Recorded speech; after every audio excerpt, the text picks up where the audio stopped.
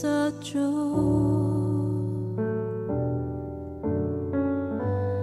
내 이름 아시죠. 내 모든 생각도 내 흐르는 눈물 그가 닦아주셨죠.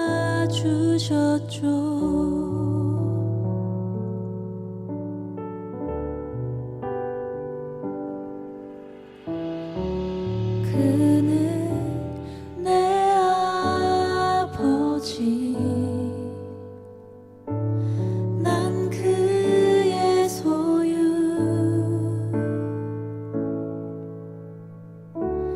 내가 어딜 가든지 날 떠나지 않죠.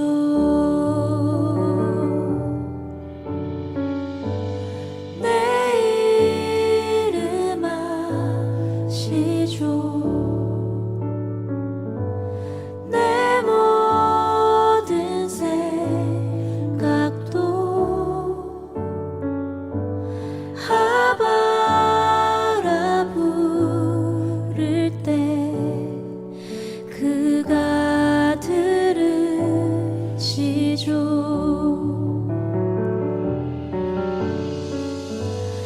내 이름 아시죠. 내 모든 생각도 내 흐르는 눈물 그가 닦아주셨죠. 내 이름 아시죠.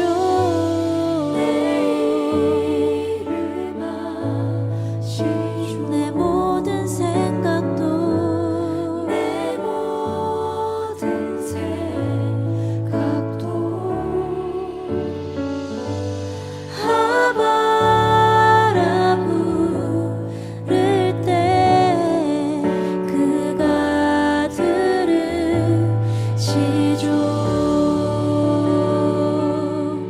주의 날개 아래 거하는 것, 주의 날개 아래 거하는 것, 주의 임재 안에 거하는 것, 나의 가장 큰 소망, 나의 가장 큰 은혜, 주와 함께 동행하느니. 주의 날개 아래 거하는 것, 주의 임재 안에 거하는 것, 나의 가장 큰 소망, 나의 가장 큰 은혜,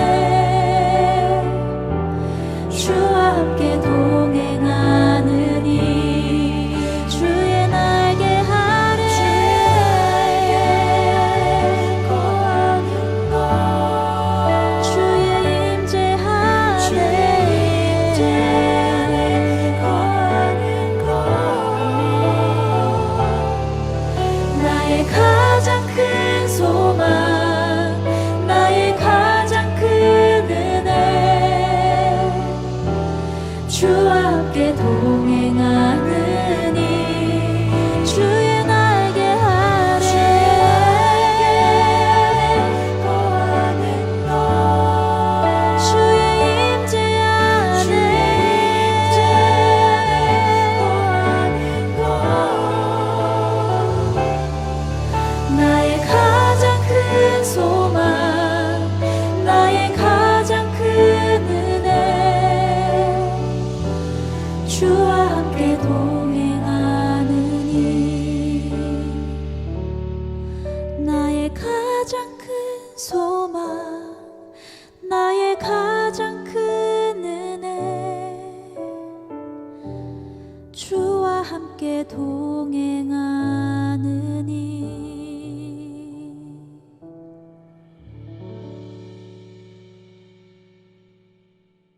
오늘 고린도후서 4장 16절부터 18절까지 말씀을 같이 읽었습니다. 여기에 보면 겉사람, 속사람, 또 환난에 경한 것, 그리고 지극히 크고 영원한 영광에 중한 것, 이렇게 다 비교한다고 그랬어요. 보이는 것, 보이지 않는 것, 보이는 것은 잠깐이고 보이지 않는 것은 영원합니다. 그러니까 성경은 영적인 책이죠. 겉으로 보이는 내용은 아니고요. 이렇게 읽어도 겉사람, 그러니까 겉사람이 뭘까, 또 속사람이 뭘까, 이렇게 생각을 해봐야 되는 거죠. 그죠? 그러니까 성경을 읽으면서 성경은 제가 보니까 그래요. 성경은 어느 부분을 이렇게 읽어가지고 거기 부분만 알면은 거기 부분만 알려고 하면은 잘 모르고요. 성경을 전체적으로 이렇게 알고 난 다음에 그 부분을 하나씩 보는 게 맞다. 그러니까 어떻게 보는 거냐면 산을 이렇게 보고 나서요. 산을 이렇게 보고 그 다음에 이게 쭉 집중해서 쭉 이제 가까이 가가지고 나무를 이렇게 보는 거, 이게 성경이 그렇게 되어 있어요. 그러니까 숲을 이렇게 먼저 봐야지 어떤 이게 나무가 어떻게 자라나서 이렇게 숲이 이루어졌는지를 먼저 이제 보는 거죠. 전체를, 산을 봐야 되고, 그 다음에 이제 가서 나무를 이렇게 하나씩 보는 게 맞죠. 나무를 이렇게 하나 이렇게 보면 10년을 봐도 20년을 봐도 그 숲을 못 봐요. 예. 그렇게 돼 있더라고요. 그래서 성경을 이렇게 알려면 뭐 성경을 꼭 알아야 됩니까? 뭐 그렇게 물어보신다면 그럼 저는 이제 또 물어보고 싶어요. 그럼 성경을 그럼 몰라야 됩니까? 물어보고 싶어요. 그러니까 저는 성경을 알려고 엄청 그렇게 했어요. 그러니까 성경 알아보려고 그렇게 많이 노력을 했어요. 목사니까 성경 알아보려고 그렇게 내가 막 고민을 많이 했거든요, 성경을. 근데 성경은 이제 딱 숲을 이렇게 보니까 이게 이렇게 되어 있구나라는 게 좀 쉽더라고요. 성경이 쉬워지고, 그래서 그걸 이제 여러분한테 이렇게 얘기를 해주는 건데, 여러분이 뭐 제가 이렇게 보니까 그래요. 성경을 뭐 몰라도 천국 가는 데는 뭐 지장은 없어요. 보니까. 왜냐하면 뭐 이걸 성경을 뭐 알았다고 다 천국 가고 몰랐다고 지옥 가고 뭐 그런 건 아닌 것 같아요. 근데 여러분, 우리가 죽을 때까지 사는 동안에 그럼 뭐 볼 거예요, 여러분? 죽을 때까지 사는데 그러면 우리가 뭐 보려고 그래요? 뭐 드라마 보고 살 거예요? 뭐 텔레비만 보고 살 거예요? 아니면 뭐 보고 살 거예요? 성경 봐야 되거든요. 죽을 때까지 어차피 성경을 볼 거면 그러면 성경을 아는 게 낫지. 이제 그런 거죠. 그리고 성경을 알게 하려고 하나님이 목사도 세우고 성경도 알게 하려고 하는 거 아니겠느냐, 이거죠. 그러려고 교회가 또 생겨나고 또 교회에서 예배도 드리는 거고 그러는 거지. 그러니까 교회에서 예배 드리는 게 뭐 설교 듣고 말씀 나누고 그게 가장 중심이죠. 예배라는 게. 그게 아니면은 하나님 말씀도 없는데 뭐하러 예배 드려요? 생각해 보세요. 하나님 말씀이 없고 하나님이 말씀하지도 않는데 뭘 모이냐고 사람들이. 그럼 자기들끼리 봉사하기 위해서 모인대. 그러면 밖에서도 봉사 많이 해요. 사람들, 연예인들도 봉사 많이 하고 그러더라고요. 어디 어려운 데 있으면 가가지고 봉사도 하고 그러는데, 그런 데 가서 봉사하면 그것도 예배겠네, 그렇게 따지면. 하나님 말씀이 없는데 무슨 예배예요? 하나님 말씀이 있는 곳이 예배라고요. 그래서 말씀이 곧 예배고 예배가 곧 말씀이에요. 말씀이라고 하는 걸 모르고 기도한다는 것은 참 어리석죠. 왜냐하면 하나님을 모르는데 기도를 해. 이것도 이상하잖아요. 기도한다는 것은 내가 뭔가 아뢰는 거고 또 그분과 교통한다는 얘기인데요. 내가 하나님을 모르는데 무슨 기도예요? 생각해 보세요. 하나님이 무슨 생각하는지도 모르고 하나님의 마음이 어떤 건지도 모르는데 막 기도해요. 그 기도라는 건 교통이라면서. 그럼 교통인데 어떻게 그분을 모르는데 교통해요? 생각을 해보시라고요. 그러니까 말씀을 아는 게 기본이에요. 말씀을 모르면 기도도 의미가 없는 거고요. 예배 드리는 것도 의미가 없는 거예요. 말씀을 모르면. 그래서 영과 진리로 예배 드린다는 게 말씀을 깨닫는 것이 예배다 이렇게 된 거예요. 말씀이 깨닫는 것이. 그게 예배다. 그러니까 영과 진리 예배를 여러분 어떻게 생각했어요? 옛날 그 성경책에는 신령과 진정으로 예배 드린다 그렇게 써놨거든요. 근데 요즘 성경은 그래도 바꿔서 이게 그 영이라는 게 이제 스피릿, 영어로 스피릿이고 또 이제 진리라는 게 진정이라는 게 진리라는 게 truth라는 거거든요. 스피릿과 truth로 드려야 된다는 게 이게 헬라어로 보면은 푸뉴마예요. 푸뉴마하고 알레테이아 요거로 예배를 드리라라고 돼 있어요. 그러면 푸뉴마하고 알레테이아라는 그 의미가 있어요. 성경에서는 그게 바로 영은 생명이고 말씀입니다. 그리고 알레테이아라는 진리라는 말은요 감추어졌던 게 벗어졌다는 뜻이거든요. 그러면 뭐예요? 말씀이 깨달아졌다는 얘기입니다. 그 말씀이 깨달아진 거로 예배드리라는 뜻이거든요. 제가 뻔히 성경을 제가 쳐다보면서 그걸 알게 됐는데 그럼 저는 그러면 뭐 말씀도 안 가르치고 말씀도 저는 깨닫지도 못하면서 예배 드리세요. 뭐 나도 그렇게 예배 드릴 거예요. 어떻게 그렇게 해요? 막 신령과 진정하니까 막 이렇게 막 간절하게 막 무릎 꿇고 막 손을 모으고 막 아뢰면서 이렇게 신령과 뭐 진정으로 뭐 이렇게 예배 드리면 하나님이 받으신다고 그런 헛소리를 제가 어떻게 하냐고요. 제가 알고 났는데 어떻게 헛소리 하겠냐고 제가 생각을 해보시라고요. 거짓말 할 수 없잖아요. 성경에 있는 그대로의 말씀이 이거라는 뜻인데 그건데 어떻게 제가 딴소리 하냐고요. 그래서 제가 진리를 얘기한다는 말은 참된 걸 얘기한다는 뜻이에요. 거짓말을 못한다는 뜻이에요. 제가 다른 말을 할 수가 없다는 얘기예요. 그거를 참된 말, 진리의 말씀이라고 얘기하는 거예요. 그러니까 영과 진리로 예배드리는 자들을 하나님이 찾으신다. 그 사람들을 찾으신다는 말도 하나님이 예배한다는 뜻이에요. 그게. 그러니까 우리가 예배를 제대로 하게 되면 하나님이 그 사람을 같이 예배한다는 뜻이거든요. 그러니까 이게 이 영과 진리의 예배만 뭔가 깨달으면 되죠. 그것만 알면은 하나님이 우리를 찾아오신다니까. 그래서 영과 진리의 예배는 말씀이 깨달아지는 예배란 뜻이거든요. 그것만 하면 하나님이 우리를 찾으신 거예요. 그걸 예배라 그러니까 자, 내가 그렇게 예배했죠? 하나님이 날 찾았죠? 그러면 그걸 기도라 그러죠. 그게 교통이라 그런단 말이에요. 그거를. 성경에는 기도도 있고 간구도 있잖아요. 그러면 간구하는 거 뭐냐면 내가 아뢰는 거를 간구라 그래요. 내가 아뢰는 걸. 그리고 하나님과 내가 교통하는 걸 기도라 그러고요. 그죠? 기도라는 단어하고 간구라는 단어는 달라요. 간구는 내가 부탁하는 거예요. 하나님께 부탁하고 아뢰고 원하고 이런 거, 소원하고 이런 거예요.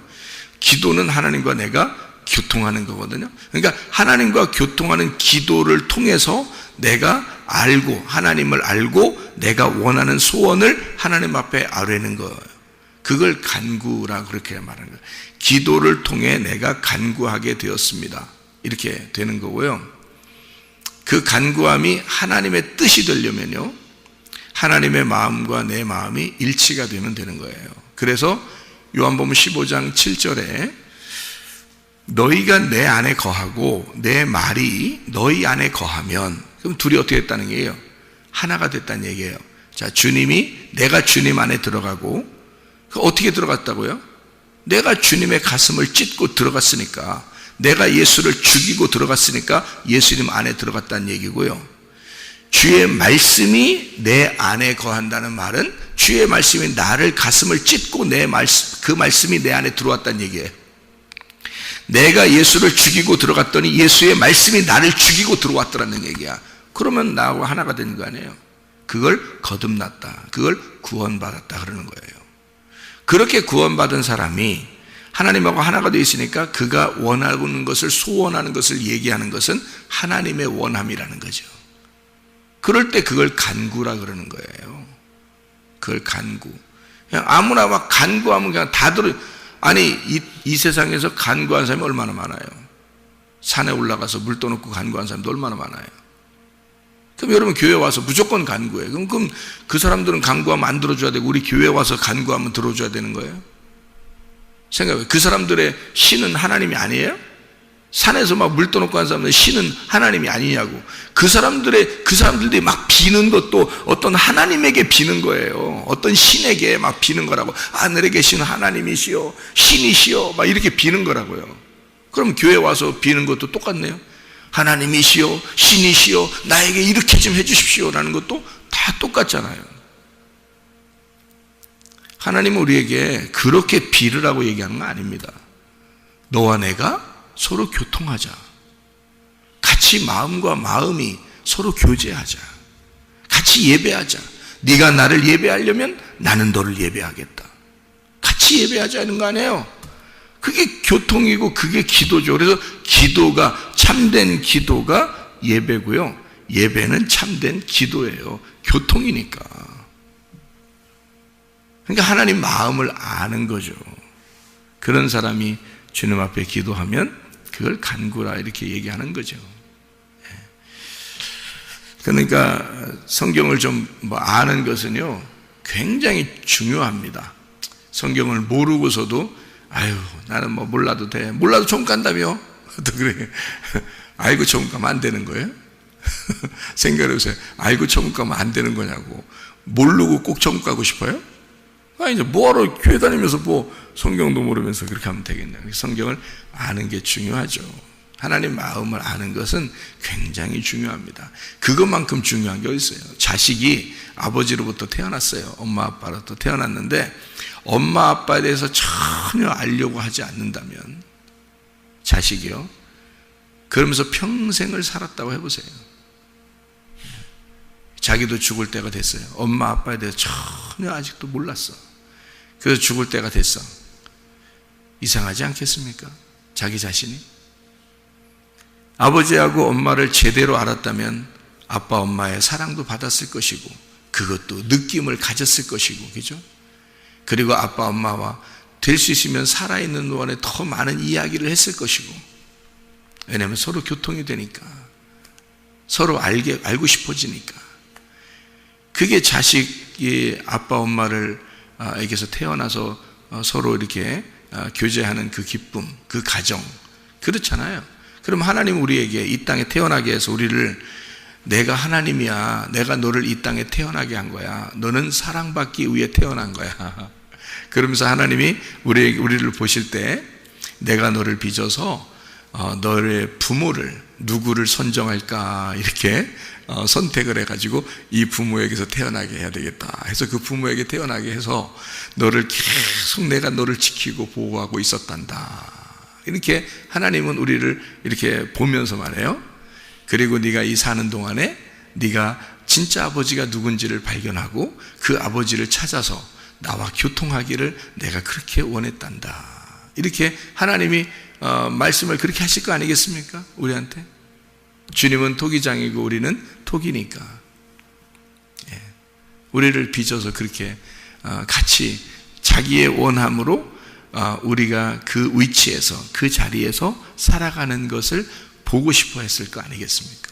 그럼 하나님 마음을, 그 토기장의 마음을 안다면 자기의 있는 위치가 얼마나 아름답고 자기가 지금 어떻게 행복하게 살아야 되는지를 자기가 배우고 아는 것은 얼마나 이 세상 사는 동안 의미가 있습니까?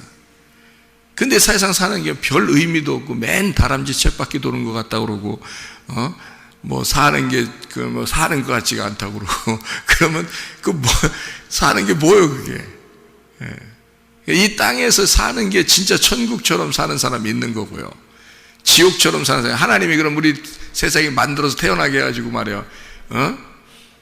엄마 뱃속에서 10달 동안 있게 해서 그렇게 겨우 태어나게 하더니 그냥 이 세상 사는 게 사는 것 같지도 않게 살게 하고 그냥 불행하게 그냥 아무것도 모르고 그냥 이렇게 살다가 나중에 죽으면 천국 가라. 이거 아니잖아요. 우리가 이 땅 사는 동안 하루하루 사는 동안에요 하나님과 동행하는 그 교제가 기쁨이고 행복이고 그 삶의 의미가 있는 겁니다. 그래서 우리 보고 살으라 하는 거고요. 그래서 우리는 피조물은 창조자의 의도를 깨달아야 돼요. 그래서 창조자를 젊을 때 너희가 어릴 때 창조자 하나님을 발견하고 그를 찾는 것은 굉장히 중요한 것이다. 전도서 12장에 나와 있는 말씀이죠. 오늘 고린도후서 4장 16절부터 18절까지 말씀에는요, 겉사람 속사람에 대한 이야기가 나옵니다. 근데 여기 겉사람 속사람에 대한 이야기는요, 여기서만 보면 안 되고 요 앞의 내용하고 뒤 내용을 같이 보면 좀 이해가 될 것입니다. 앞의 내용도 보면은 뭐라고 되어 있냐면요, 11절의 말씀에 우리 살아있는 자가 항상 예수를 위하여 죽음에 넘겨짐은 예수의 생명이 또한 우리 죽을 육체에 나타나게 하려 함이라, 이렇게 되어 있고요. 그런즉 사망은 우리 안에 역사하고 생명은 너희 안에서 역사하느니라, 이렇게 되어 있습니다. 성경에 보면은 그 사명자라는 게, 바울은 사명자입니다. 바울과 아볼로는 사명자예요. 하나는 이제 심었고 하나는 물을 주었다. 그러나 자라나게 하시는 분은 하나님이시다. 그러죠? 그러면 씨를 뿌리는 자와 씨를 뿌리는 자와 물을 주는 자와 자라나게 하시는 하나님과 뭐예요? 동등한 거예요. 그러니까 씨를 뿌리는 자와 물을 주는 자와 하나님과는 동등한 거란 말이에요. 하나님 보이지 않게 우리를 자라나게 하시는 거고요. 씨를 뿌리는 것은 하나님이 씨를 뿌리는 거예요. 누굴 통해서? 그 사명자를 통해서요. 물을 주는 것은 그 사명자를 통해서 물을 주는 거예요. 그래서 또 우리가 바울같이 똑같이 된 사람들은 다 많지 않아요. 그죠? 그러니까 아볼로처럼 똑같은 사람은 많지 않아요. 그리고 여러분이 아무리 노력을 하고 막 해도 최사무엘 목사같이 안 돼요. 노력을 한다 해도. 그러니까 바울같이 아볼로처럼 최사무엘같이 뭐 이렇게 똑같이 안 되게 돼 있어요. 왜냐하면 그거는 하나님이 부르셔야 돼요. 부르셔서 그 부르신 어떤 위치가 있다고요. 바울이나 아볼로나 최사무엘 목사가 사는 지금이나 다 신약 시대예요. 예수님 부활하시고 난 다음이잖아요. 예수님 부활하시고 난 다음이기 때문에 지금 시대에 그런 게 있느냐, 모두가 그렇지 않느냐라고 하는 건 그냥 편하게 얘기하느라고, 주의 종들이 편하게 얘기하느라고 그렇게 얘기하는 거예요. 똑같아. 우리는 다 똑같아. 우리는 모두 다 양이야. 모두 다 우리는 주님의 종이고, 우리는 모두 다 하나님의 백성이고, 우리는 모두 하나님의 자녀이고, 그죠? 이건 다 똑같이 얘기하는 거예요. 그냥 얘기하는 거지. 하나님이 어떤 사람을 선택을 해서 그 사람에게 말씀을 줘서 씨를 심게 하고 물을 주게 하는 것은 특별한 어떤 사명자들이 있다는 얘기예요. 그 사람들이 따로 있어요.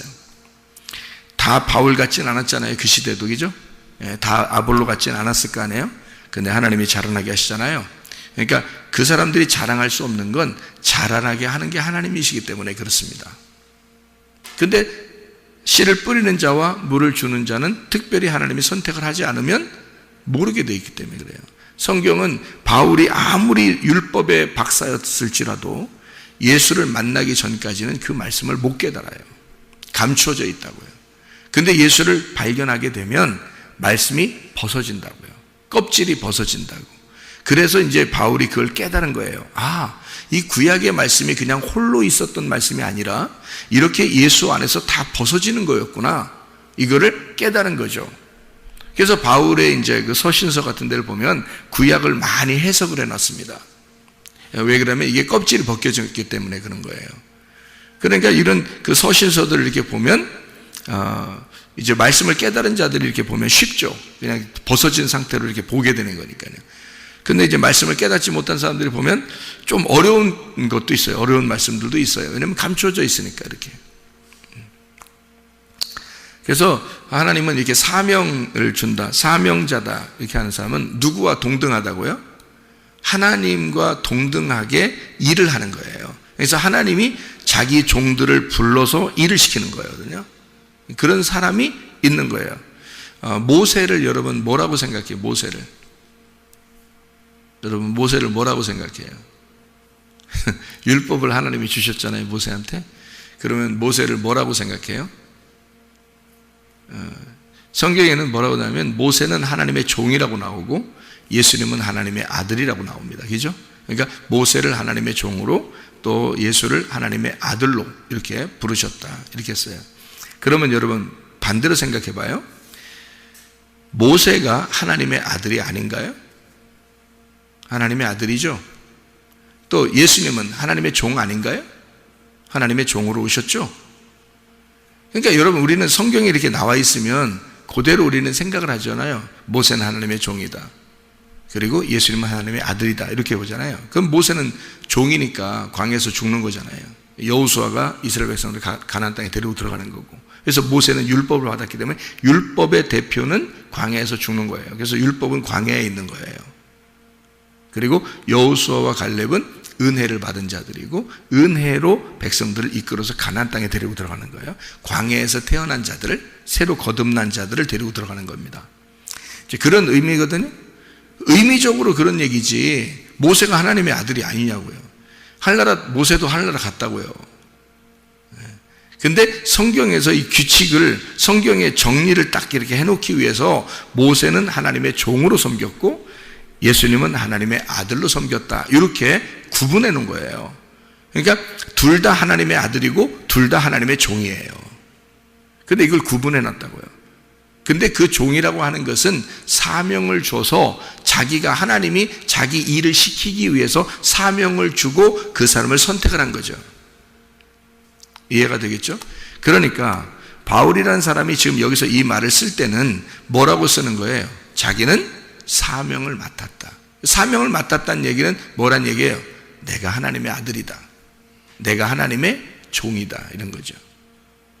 그러니까 이 사람, 자기들은 뭐 어떻게 한다?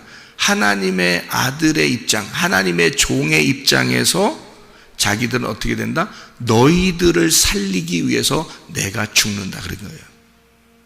이게 무슨 말인지 알겠어요? 이게 사명자들은 이게 느낌이 와요. 이 말이 무슨 말인가? 사명자들은. 근데 사명자들이 아니고 그냥 양들은 그냥 자기들이 이제 사는 거죠. 예수님에 대한 어떤 그 느낌이 잘 안 오니까 그냥 예수님이 주시는 말씀으로 뭐 푸른 초장으로 인도하시면 거기서 먹고, 또 맑은 신은 물가로 인도하면 거기서 마시고 하면 되는 거거든요. 그냥 그걸 만족하는 거예요. 하나님이 그렇다고 여러분 미워하고 그런 거 아니에요. 엄청 좋아하십니다. 엄청 사랑하시고 여러분을 그렇게 인도하시기 전에 자기의 양들이고, 그러니까 푸른 초장으로 맑은 신의 물가로 인도한다고요. 기뻐하시는 사람들입니다.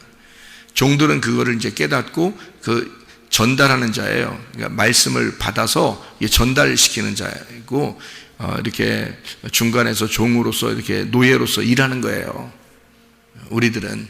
그러니까 목사들이 막 굉장히 사람들한테 대우받고, 뭐 점심 먹을 때도 보면 막 목사님이라고 막 많이 드시라고 막 식사 이렇게 막 준비도 이렇게 미리미리 해주시고, 그렇게 하는데 미안할 때가 있어요. 어떨 때는 저 마음에는 그렇죠. 이제 근데 성도들 입장에서는 또 목사님이 말씀을 받은 자니까, 말씀을 가진 자니까 이제 이렇게 대접해 드리느라고 하는 거죠. 이제 마치 뭐 자녀가 부모에게 효도하듯이, 이 땅에 있는 부모에게 효도하듯이, 하나님 부모에게 효도하는 거 말고 땅에 있는 부모에게 효도하듯이 그렇게 이제 교회에 오면 그렇게 대접하는 그런 모습들이 있어요. 근데 부모가 자녀에게 효도받을 때 그래 하면서 막 거만하고 교만하고 이렇게 하는 게 아니라 어떤 그 참 애처롭고 그 자녀에 대해서 더 생각을 하게 되고 뭐 이런 부모 마음이잖아요. 그런 것처럼 이렇게 보면은 참 나만 이렇게 꼭 받아서 되나? 이제 이런 식으로 이제 생각이 되는 것은 제 마음이고요. 그죠? 제 마음은 그렇게 해야 되는 거고, 당연히. 성도들은 또 이제 어른이니까 이렇게 대접을 해 주시는 거고, 그런 거잖아요. 그게 이제 서로 이제 교제죠. 그게 어떻게 보면. 그러니까 이 종이라고 하는 것은 하나님의 말씀을 받아서 전달하는 자인데, 그 전달하는 자가 자기가 막 대우를 받으려고 노력하고, 자기를 막 잘 안 해주면은 막 화가 나고 뭐 이러면요, 그건 주의 종 아닙니다. 그래서 이 땅에서 그냥 막 호의호식하면서 그냥 그렇게 살으려고 하는 그런 목사가 된다면 그거는 주의 종이 아니죠. 가진 모든 게 종은 주인의 거니까 가진 모든 게 주님의 것입니다. 어느 날이라도 나의 것은 다 주님께 내려놓고 갑니다 하고 그런 마음 자세가 돼 있어야죠. 항상. 그죠? 언제 죽어도 죽을 거다 나는. 그러니까 죽음에 대해서 늘 생각하는 종들이 돼야 되는 거죠. 바울 사도도 마찬가지예요. 사명자라고 하는 것은 주님께서 부여하신 사명이기 때문에 자기는 죽고 자기가 죽음으로써 다른 사람이 생명을 얻는 것이다. 누구 마음이에요 그게? 예수님 마음이잖아요. 예수님이 십자가 못 박혀 죽으시면서 뭐라 그래요? 나는 죽으니까 너희들은 죽지 않고 영생했으면 좋겠다. 그게 주님의 마음이죠. 그거를 사명자들은 가지고 있는 거죠. 양들을 위해서 사명자들은 그 사명을 가진 자이기 때문에 이렇게 말하는 것입니다. 그렇겠죠? 그러니까 여기서 이제 계속 한번 여기 봐봐요. 16절부터 18절까지 말씀이요. 이렇게 보면 겉사람 속사람에 대한 이야기가 나오잖아요. 고린도후서 5장 1절 2절 말씀 한번 이렇게 보면요. 만일 땅에 있는 우리의 장막집이 무너지면 하나님께서 지으신 집 곧 손으로 지은 것이 아니요 하늘에 있는 영원한 집이 우리에게 있는 줄 아느니라. 참으로 우리가 여기 있어 탄식하며 하늘로부터 오는 우리 처소로 덧입기를 간절히 사모하노라 이렇게 되어 있잖아요. 자, 이게 무슨 말이에요? 우리가 이 땅에 있는 장막집이 무너지면요, 그러면 하늘의 집을 입을 거라는 거예요. 하늘의 집을. 그러면 이게 무슨 의미겠어요? 이게 제가 그 마태복음 5장 40절에 말씀하고 요한복음 19장에 이야기하고 제가 섞여서 여러분에게 말씀을 드린 적 있죠. 이게 이런 얘기죠. 이거를 잘 한번 생각해 보세요. 우리의 속옷과 겉옷에 대한 이야기 아시겠죠? 속옷과 겉옷에 대한 이야기, 그리고 속사람과 겉사람에 대한 이야기예요. 그러면 예수님은 어떻게 했다고요? 예수님은 우리에게 겉옷을 주시고 그리고 속옷도 주셨단 말이에요. 그죠? 그러면 겉옷을 주시고 속옷도 주셨다는 말은 무슨 말이라고요? 육체적으로 죽으시고, 그러니까 겉에 장막집을 무너뜨린 거죠. 자기의 장막집을 무너뜨렸어요. 그리고 속에 있는 장막집이 새로워진 거예요. 그죠? 그러니까 겉에 있는 겉모습이 죽으시고 그리고 속사람이 새로워진 거잖아요. 그러니까 겉의 모습이 죽으시고 속사람이 새로워진 거예요. 그 누구냐면 예수님이에요. 그럼 예수님을 똑같이 닮아서 예수님과 같이 일하는 사람이 누구예요? 바울이잖아요. 이 바울. 그러니까 바울은 겉사람을 무너뜨리고 속사람이 새로워지는 사람이라고요. 그렇겠죠? 예, 그러니까 그러면 겉사람이 무너지고 속사람이 새로워지는 사람이에요. 이 바울도 똑같아요. 그러면 우리가 받은 것은 예수님의 겉사람이 죽으시고 속사람을 받은 거예요. 무슨 말인지 아시겠어요? 예수님이 죽으실 때 속이 죽은 건 아니잖아요. 겉이 죽은 거지. 그렇죠? 그 겉은 나잖아요, 나. 그러니까 나라는 장막집이 무너지는 거거든요. 그러니까 예수가 죽을 때 내가 같이 죽는 거예요. 그리고 속사람이 살아나니까 말씀이 부활하는 거잖아요. 그러니까 내가 죽고 예수가 내 속에서 살아나는 겁니다. 맞죠? 예, 그러니까 이게 예수님이 내게 오실 때는 겉사람이 후패하고 겉사람이 죽고 속사람이 내게 오는 거예요. 맞죠? 그러니까 그러면 나는 여기서 이제 나는 어떻게 되냐? 내가 살아가는 동안에는 내가 어떻게 되냐? 내가 속옷을, 하나님이 나를 속옷 달라고 하면, 누군가가 나에게 속옷을 달라고 한다면 그럼 나는 겉옷까지 죽겠다 이 말이잖아요. 그죠? 그럼 이게 뭐냐고요? 자, 예수님이 십자가 못 박혀 돌아가시면서 자기의 겉은 무너지고 속에 있는 것을 우리에게 주셨다고요? 그러면 나는 이제 어떤 사람이 됐어요? 나는 그리스도의 사람이 된 거잖아요. 그리스도의 사람이 됐으니까 그리스도의 사람은 어떻게 돼야 돼? 속에 있는 것을 주고 겉에 있는 것도 줘야 된다는 거잖아요. 그죠? 그러면 속에 있는 것과 겉에 있는 것이 함께 하나가 돼야 되겠죠. 그러니까 예수의 속사람이 내게 와서, 다시 말하면 그의 말씀이 내게 와서 나의 속과 나의 겉을 하나로 만들었다. 이게 전신갑주라고 그랬죠. 이게 빛의 갑옷이라고 그랬잖아요. 그래서 이거를 하늘의 장막으로 덧입는다 그런 거야. 자, 하늘의 장막이란 말을 여러분이 생각하니까 어떤 집을 생각한다고요? 그럼 집을 생각하니까 여러분이 이렇게 이해가 안 될 수 있어요. 이걸 갖다 옷으로 바꿔봐요. 옷. 그럼 옷으로 바꾸면 그 빛의 갑옷으로 내가 덧입는다. 빛의 갑옷을 입는다는 말이고, 예수 그리스도를 입는다는 말이 되고요. 그죠? 전신갑주를 내가 입는다. 하늘 장막을 내가 입는다. 그러면 이해가 되죠. 이게 무슨 말인가? 그죠? 그러니까 예수님은 나를 위해서 겉으로 죽으시고 속을 우리에게 주셨다. 그 속을 가진 나는 전신갑주라는 겉을, 하늘 장막을 내가 입어야 된다. 이 말이란 말이에요. 그러면 속과 겉이 하나가 되죠. 뭘로? 말씀으로 하나가 되는 거죠. 그래서 말씀으로 하나 된 자들을 주님께서는 새로운 사람이다 이렇게 말하는 거예요. 새로워진 사람이다. 그러니까 속과 겉이 하나가 된 거다 이 말이죠. 그게 새로워진 사람이다. 새 사람을 입은 것이다.